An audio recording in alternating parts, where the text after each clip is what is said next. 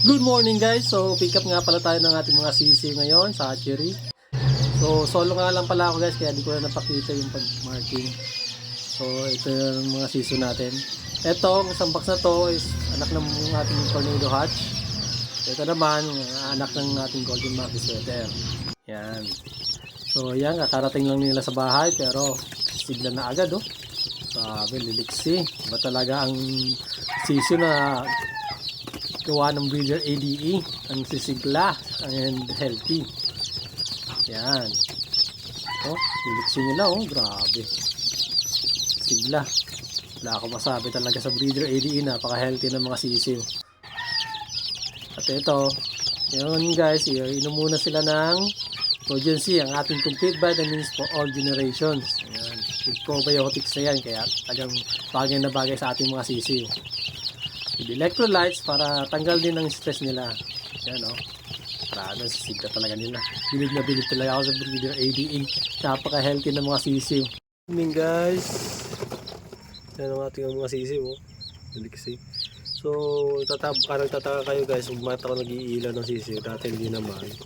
Eh, ngayon kasi iba yung panahon ngayon. Ngayon 1 week na tayong inuulan dito sa Bicol. So, malamig ang panahon. Baka hindi kayanin ng mga sisiw. Tsaka wala ako makuhang ito yung ipa ng palay, kaya wala tayong magamit na beddings nila. Kaya noches ako kundi ilawan na lang sila para may artificial heat. Yan. Hindi kasi kaya talaga ng ng walang ipa. Kasi lalamigin yung mga yan. Kaya yun lang guys.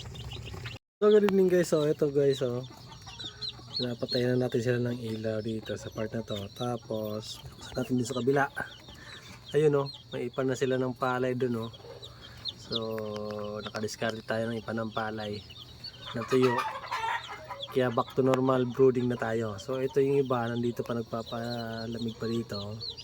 So pag nakaramdam ng lamig yan, lilipat na yan dun sa kabila doon. Then pag nandun na silang lahat, papatayin na natin yung ilaw and sasarahin itong maliit na butas hanggang magdamag. Yan. So back to normal brooding na tayo. Yan.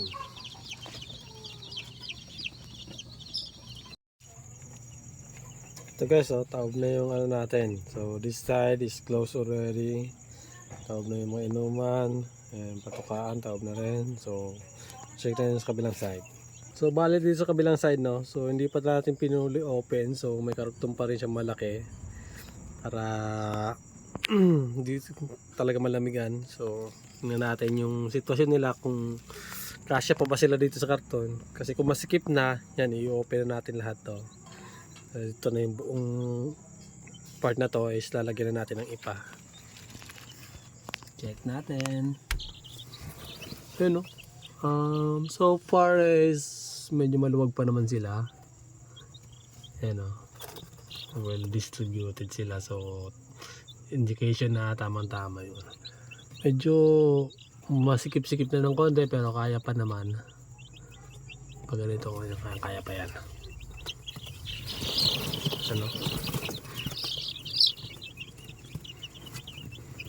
So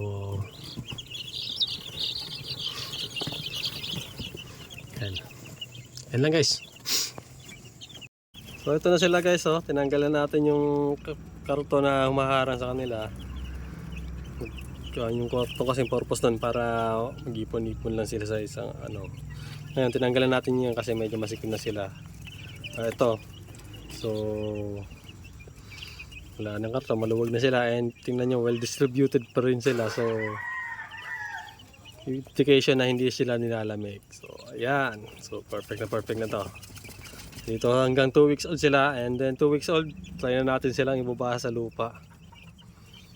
Ayan.